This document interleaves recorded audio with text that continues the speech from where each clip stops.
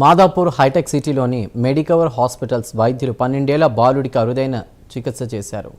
గుండె లయ సమస్యకు అధునాతన 3D ఎలక్ట్రికల్ మ్యాపింగ్తో విజయవంతంగా చికిత్స చేశారు. గతంలో క్యాథెటర్ ఆబ్లేషన్ చేసినప్పటికీ సమస్య మళ్లీ రావడంతో 3D మ్యాపింగ్ ద్వారా అసాధారణ విద్యుత్ సర్క్యూట్ను గుర్తించి లక్షిత అబ్లేషన్ చేశారు. 2 గంటలకు పైగా సాగిన ఈ ప్రక్రియ అనంతరం బాలుడి గుండె లయ సాధారణ స్థితికి వచ్చింది. మరుసటి రోజే డిశ్చార్జ్ అయిన బాలుడు ప్రస్తుతం ఎలాంటి లక్షణాలు లేకుండా పాఠశాలకు వెళుతూ క్రీడల్లోనూ చురుకుగా పాల్గొంటున్నాడు. పిల్లల్లో తరచూ గుండె వేగంగా కొట్టుకోవడం, తల తిరగడం వంటి లక్షణాలను కేవలం యాంగ్జైటీగా భావించి నిర్లక్ష్యం చేయొద్దని వైద్యులు సూచిస్తున్నారు.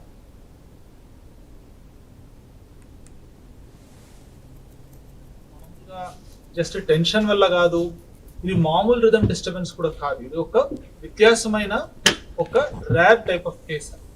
సో అప్పుడు మనం ఏం నిర్ణయం చేస్తామంటే, మరి ఒక ప్రొసీజర్కి మనం తీసుకోవాలి, కానీ ఫస్ట్ టైం ఆల్రెడీ జరిగేది మరి వచ్చింది, ఏమో ఒక వ్యత్యాసమైన కారణం ఉంటుందని ఈసారి మనం కొంచెం అడ్వాన్స్ టెక్నాలజీ, దీన్ని మనము 3D మ్యాపింగ్, 3 డైమెన్షనల్ మ్యాపింగ్ అంటాం హార్ట్కి, దానిలో మనం తీసుకొని ఈ ప్రొసీజర్ని మనం రిపీట్ చేసాం.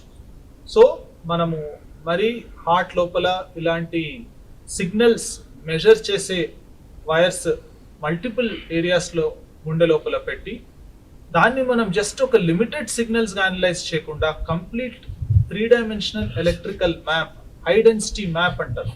ఇలాంటి ఇప్పుడు ఇక మోడర్న్ టెక్నాలజీస్ మనకు అవైలబుల్గా ఉన్నాయి. దాన్ని చేసి మనం డీటెయిల్గా అనలైజ్ చేసేటప్పుడు అప్పుడు మనకు అర్థమైంది ఎందుకు ఈ ఫస్ట్ ప్రొసీజర్ కరెక్ట్గా సక్సెస్ కాలేదు, ఎందుకు మరీ వచ్చింది అని.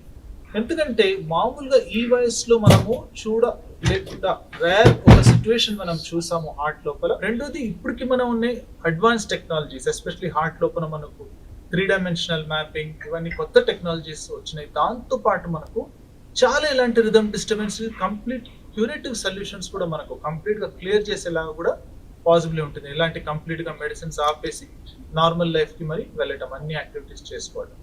లాస్ట్లీ ఏమంటే కార్డియాక్, నేను చెప్పాను, నేను కార్డియాక్ ఎలక్ట్రోఫిజియాలజిస్ట్ అనేది 220 అయింది హార్ట్ బీట్ చూస్తే.